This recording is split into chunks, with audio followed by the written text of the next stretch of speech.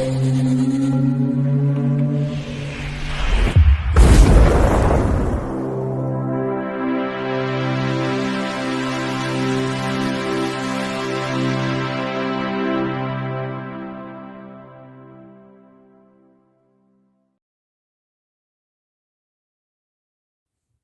Bayek, it's me, and in today's video, we're continuing our look at classic Doctor Who. And, well, here it is. It's the fourth Doctor story, and it is Planet of Evil from 1975. This is from the 13th season. It's the second story from the 13th season.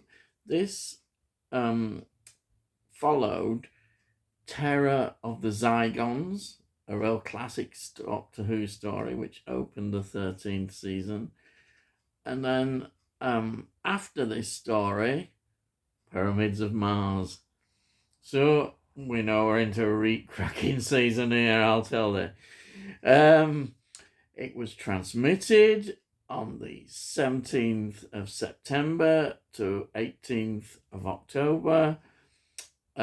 It's a 4-part story, and it's written by Louis Marks. Louis Marks was responsible, going right back to Planet of the Giants from 1964, which opened the second season, which I've got on the Doctor Who collection, the special Doctor Who, the William Hartnell, fantastic, and it's on there, and that opens that season. He wrote that, yes, great, fantastic, and then he wrote Day of the Daleks, an absolute favourite of mine from 1972. It's a time travel one. It's fantastic. Absolutely love that. He wrote that. And in fact, that I didn't realise this. I was just looking. That is the first Dalek story that was transmitted in colour. There you are. Just thought I'd throw that in a bit in. And then he wrote The Mask of Mandragora. That's from 1976. That's the episode before. There's one more, story before Sarah Jane leaves. And this is the story that just precedes that. Yes. It's a great story that he's written, but he consulted a lot, of course, with the wonderful Robert Holmes, and he really developed the story, and it works so well. And I think he's really, well, from the interviews, I can tell that he's really pleased with what they produced, as he should be. They produced a great story. Of course, this is the sort of second season of Inchcliffe and Holmes working as a team, very much putting their own mark now on Doctor Who. But they've been doing that really since it began. And Tom Baker and Sarah Jane, Elizabeth Sladen and Sarah Jane are working so well together, and you can see that in this series. And I think also the mark of the series as well is the directors he's getting involved. And here we have David Maloney as a director. Again, he's a well-known Doctor Who director. The Mind Robber, 1968. The Crotons, 68-69. The War Games, so he's involved in Patrick Troughton's very last season. Then we've got him doing Planet of the Daleks, which is considered a real classic Dalek story from the third Doctor, 1973. And then Genesis of the Daleks. I've reviewed that, and as you know, it's a story that is just, well, it's one of the great Doctor Who stories of all time. And he directed that, Genesis of the Daleks.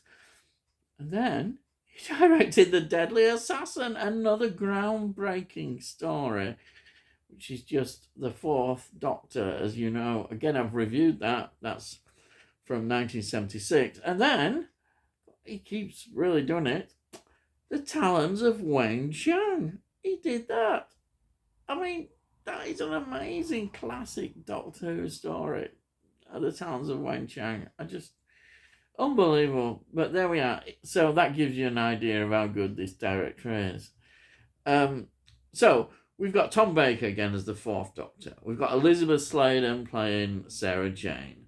Then some of the leading actors in this story. We've got Frederick Jaeger playing the Professor Sorensen.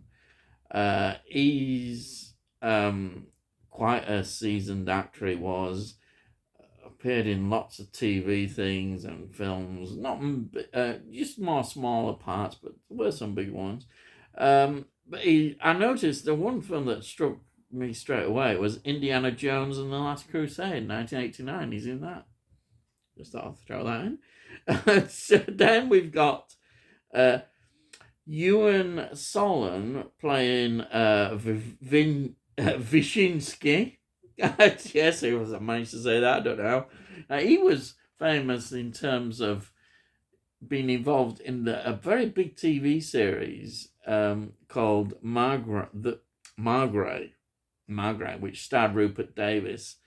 That was from 1960 to 1963, French detective series. He was very much involved as a leading member of the cast in that. He was also, just looking for a Doctor Who connection, he was in The Savages from 1966 as well. He was a well-known, well-respected actor, popping up all over, doing all sorts of things, as these actors were. And then we've got somebody else who's quite well-known in terms of cult TV, which is Prentice Hancock, played Salamar. Prentice Hancock was a leading cast member in Space 1999 first season, the Jerry Anderson live action series, which ran 2 seasons. There's a lot to talk about with Space 1999. That may well come up down the line. I'm sure it will. But yeah, he was involved in that. He was also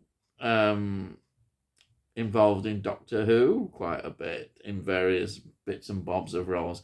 He was in Spearhead from Space, 1970. Planet of the Daleks, 1973. Rebos Operation, 1978, which was in the Key to Time series with the first Romana. Yep. He's got a history with Doctor. And then if you look, he's in lots of things. I know he's very active as well on the circuit of fandom. Going to see him at various, probably Comic Cons and all these kind of things. So he's very well known, very much loved, and that for his contribution in sort of cult TV. Then I think I'd just like to talk a little bit about another actor. There's a black actor, Gambian actor, called Louis Mahoney. Now, I didn't know a lot about him, but then I started to do a bit of research. And then I found out also that when he died, I think it was about 2016, he was really seen as a pioneer of black actors getting roles in film and TV. I didn't realise this.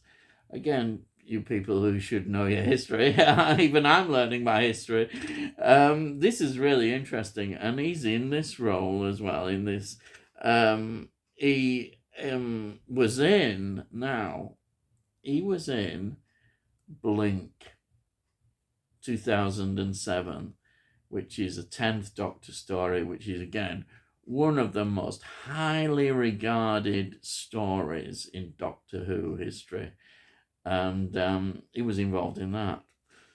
But I was interested in his films, and apparently, because he's in some, there's a Hammer film connection. He was in Plague of the Zombies, 1966. He was in Omen 3, 1981. He was in Faulty Towers, the Germans episode. He played the Doctor. I just love it when I get all these history, and there he is, this great actor, and he's seen now as a trailblazer. So there he is, and guess where he is? Doctor Who again, which always leads the way and always has done. Then we've got, I think, various other sort of roles and actors in this, who were very much what David Mahoney trusted, and they had their small roles, and they're here, and they do a great job. In fact, they talk about it on this DVD edition, special edition it is really, because it's got a lot of extras on it. It's the interviewing the actors involved, even those in a very, very small roles, were always a part of his set of actors that he would use. And they talk about the atmosphere being very much like a family atmosphere. He's well respected, was David Mahoney. And Tom Baker and Elizabeth Sladen really speak highly of him. When I see both of them interviewed, certainly when I see Elizabeth Sladen, it always makes me realise how missed she is. She's a wonderful person, absolutely wonderful actress. She's just so nice, so knowledgeable, so really good, such a good actress. I just feel so sad when I think about her dying so young. She was taken, well, I think relatively young. In her 60s is young, and it just, I always feel sad about that. But we can remember her for that.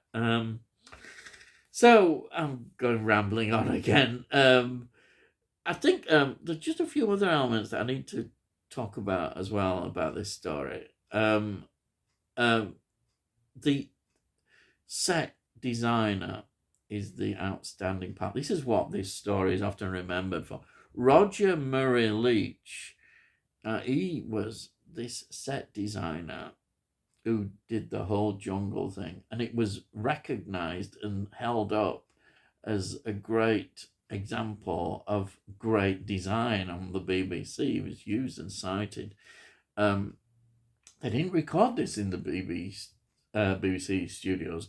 They went to Ealing Studios, so they built this set there, this brilliant, absolutely superb, as you can see. It is wonderful, and it adds so much atmosphere to this story. So there's no actual outside location, but it's in this Ealing Studios, and it works so well. You might notice, but there's always people criticize that there's a combination of film and videotape, and they see it in the quality. Forget it.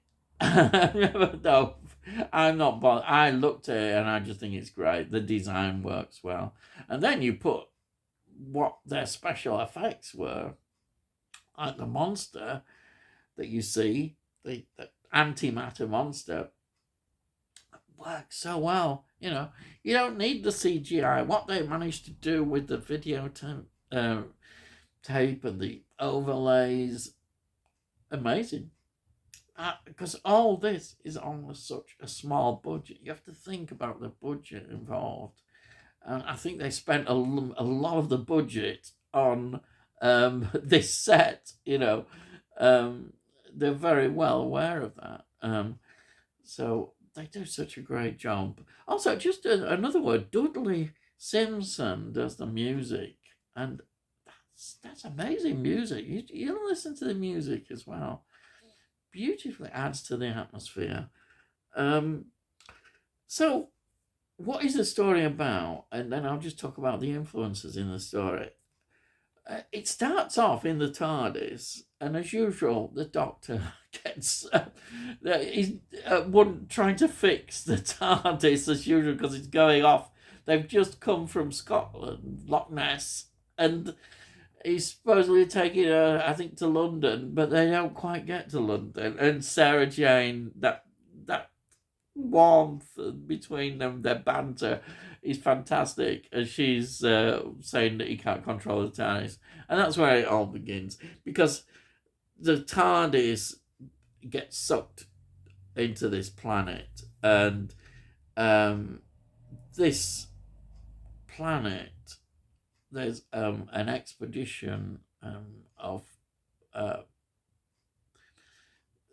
down there. This expedition is down there, and of course, there's a lot happening, a lot happening. That, in other words, people are just dying. I say people because they're down as aliens, though they seem very Earth-like to me. That. If you look at that, you think, well, actually, these look more like Earthlings the way they are. But no, they're not supposed to be. But you always think, well, there must be some descendants of Earth people. Anyhow, there's also this spaceship coming, I suppose, to get them and find out what's going on as well. That's happening. But all this story starts to develop, and it all involves this concept. Something mysterious is happening from the universe of antimatter. So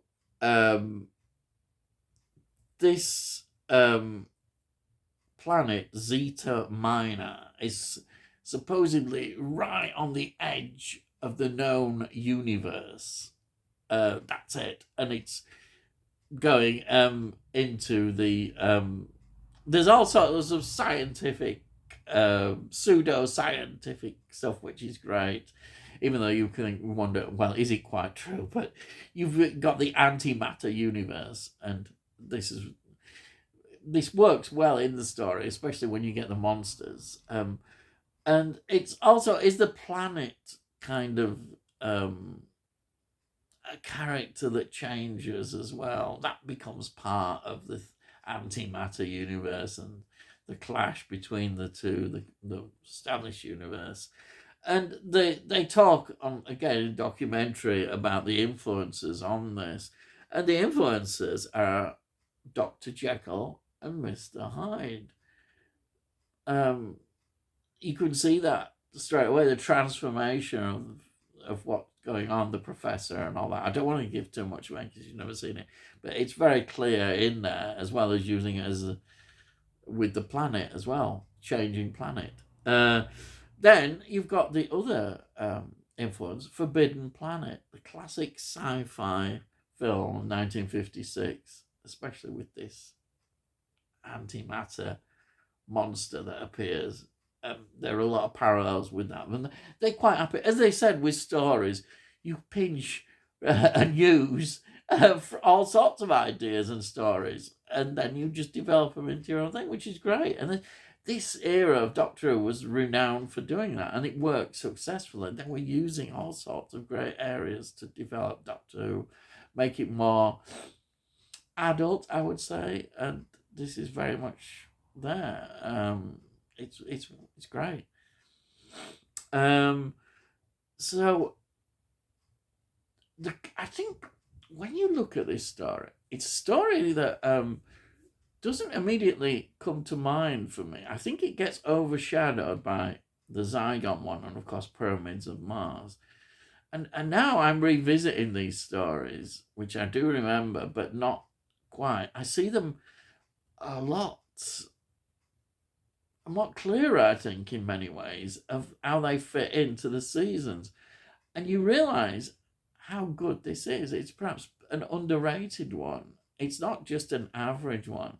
From what goes into it, I know people will look at maybe some faults in it, but I don't see those faults anymore. I just, to me, I just love Doctor Who. And it's a good example of where design of the sets and the resources they've got, they use so well. You know, even the designs and interiors of the spaceship, so well. The way the director is able to shoot the spaceship as well. Apparently, some of those sets were used in the Robots of Death as well. Another great story of the spaceship, yeah. But everything, but as I say, the highlight is this jungle planet filming that they did and the set, you know, the set on that. Everything, the way they do it is great. And the time they gave to it, you know, because they're under a lot of pressure with the schedules. It's just amazing. You know, you look at this and realize, and it's entertaining. It just goes by 4 episodes, and I kind of, as it unfolds, it just great. You love it. You know, you can't help but fall into the story. And say, Tom Baker and Elizabeth Sladen are now just so comfortable together. They brilliantly put this story, raise it up, even though, as I say, I think it's overshadowed in some way. So I'm giving it some publicity. Here, lifting it up, and I hope people will more appreciate it. So here's this DVD release. Now, it's not... Season 13 hasn't been released yet on the Doctor Who Special Collection, so there's no Blu-ray release at the moment, but believe you me, in the next few years, there will be a release of this. So we've got this DVD. This came out in 2007. There was a VHS release in 1994. There's the cover, and then it's the back. And the special features are really good. Now they're developing. The documentaries and the special features on these releases are great. So goodness knows what it's going to be like when we get the Blu-ray releases in the special collection. Yeah, there's a disc as always, and a nice little booklet with notes about the series, and fantastic. So these are good releases. If you get hold of these, I'm sure quite cheaply, get them, you know, for your collection. Highly recommended. You know, I say if you're into the Fourth Doctor, then really these are essentials to watch. Yeah. As I say, it's perhaps seen not as one of those classic 4 Doctor series, but I think now we should elevate this story. Definitely. As I say, I think it's because it's overshadowed by the Zygons and the pyramids of Mars, but there we are. So, I think that's it, really. There's my review of Planet of Evil from 1975. Yes. Okay, so if you're new and you just popped in and thought, hey, this sounds all right, please subscribe. And if you haven't, you know, subscribe, because then we'll let you know when I produce these videos. And if you like it, well, yeah, give it a like, you know, because then it helps with algorithms and more people perhaps might get interested in these videos, or they might not, you know, I don't know. And it all costs notes, so there you are. Costing note nowadays, you can't beat it. And also, if you got any comments, I love reading your comments. Tell me what you think about it. You know, fantastic. I always answer comments. Hey, back. So all I've got to say is, I'll see thee again.